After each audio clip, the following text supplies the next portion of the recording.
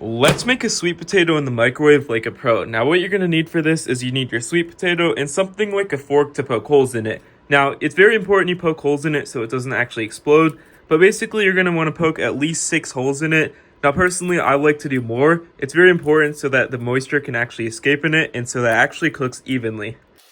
You can see right here I've basically poked a bunch of holes on each side of the potato. And another bonus tip that you can actually do is you can always rub it in something like olive oil or salt before you actually put it in the microwave. This will give it a bunch of extra flavor, but this is completely optional. Another thing you can actually do is you can get a damp paper towel like this one right here, but this will basically allow it to cook more evenly and make it more creamy and moisture in the inside. Again, this step is completely optional. You do not have to wrap it in a damp paper towel. But once you have holes in your sweet potato and potentially rubbed it in olive oil or some salt, what you want to do is you simply just want to put it in the microwave. Now, general rule of thumb, this one is a small sweet potato. You want to put it in for about 5 minutes. You can always add more time, but 5 minutes for a small one, 7 minutes for a medium-sized one, or 10 minutes for a large one, such as the size of a football, or just a giant sweet potato. So I'm going to put this in for 5 minutes, and we're going to check it out in a second. And you can see right now, our sweet potato is actually ready. So once it's up, you simply want to take it out of the microwave, and you want to cut it open immediately, or it will continue cooking just because it's hot, very hot in the inside. So I'm just going to cut it open using my fork, or you can use a knife.